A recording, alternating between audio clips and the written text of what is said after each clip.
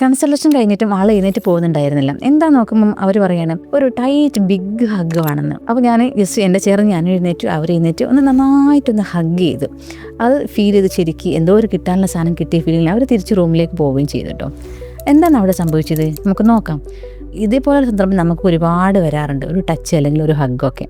പക്ഷേ എല്ലപ്പോൾ നമുക്ക് കിട്ടാറില്ല, നമുക്ക് എല്ലാവരെയും കയറി പിടിച്ച് ഹഗ് ചെയ്യാനും പറ്റിയില്ല. നമുക്കത് വേണം താനും പലപ്പോഴും അല്ലേ. നമ്മൾ ഒരുപാട് എൻ്റർടൈൻമെൻറ്റ് ആക്ടിവിറ്റിയിൽ നമ്മൾ ഇടപഴകാറുണ്ട് അല്ലേ. അപ്പോഴൊക്കെ നമ്മളൊരു സന്തോഷത്തിൻ്റെ ഒരു എൻഡോർഫിൻ ഹാപ്പി ഹോർമോൺസ് പ്രൊഡ്യൂസ് ചെയ്യുന്നുണ്ട്.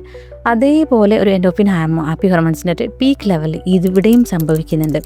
നമ്മളെ ഫിസിക്കലി മെൻ്റലി ബോഡിയിൽ ഒരുപാട് മാറ്റങ്ങൾ ഇത് കാരണം ഉണ്ടാവുന്നുണ്ട്. നമ്പർ 1 ആയിട്ടെന്ന് പറഞ്ഞാൽ നമ്മുടെ ഹാർട്ടിൻ്റെ മസിൽസ് സ്ട്രെങ്തൻ ആവുന്നുണ്ട്, ബ്ലഡ് സർക്കുലേഷൻ കൂടുന്നുണ്ട്, പെയിന് കുറയുന്നുണ്ട് അല്ലേ. അതൊക്കെ നമ്മൾ ഒരുപാട് മറ്റ് മാറ്റങ്ങളിലേക്ക് നയിക്കുകയും ചെയ്യുന്നുണ്ട്. ഈച്ച് ആൻഡ് എവറി ഓർഗൻസിലെ സെൽസും ഒന്ന് റിജുവിനേഷൻ നടക്കുന്നുണ്ട്.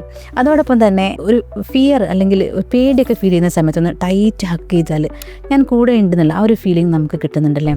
അതേപോലെ നമ്മൾ സ്ട്രെസ്സ് ഏറ്റവും കൂടുതൽ അനുഭവിക്കുന്ന സമയത്ത് ഭയങ്കര വറീഡാണ് നമ്മൾ, നമുക്കൊന്നും ചെയ്യാൻ പറ്റുന്നില്ല. അപ്പം കോർട്ടിസോൾ ലെവൽ വളരെ ഹൈ ആയിരിക്കും. ആ കോർട്ടിസോൾ ലെവലിനെ നാച്ചുറലായിട്ട് കുറയ്ക്കാൻ പറ്റിയ ഏറ്റവും നല്ലൊരു മാർഗ്ഗമാണ് ഈ ഹഗ് ചെയ്യുന്നത് അല്ലേ. അപ്പോൾ നമ്മളെ ലൈഫിൻ്റെ പാർട്ടാക്കി മാറ്റാൻ പറ്റിയ വളരെ ഈസി ആയിട്ടുള്ളൊരു മാർഗ്ഗമാണ്. മാനസികവും ശാരീരികവുമല്ല ആരോഗ്യം നിലനിർത്താൻ ഇത് നമ്മളെ വളരെയധികം സഹായിക്കുന്നുണ്ട്.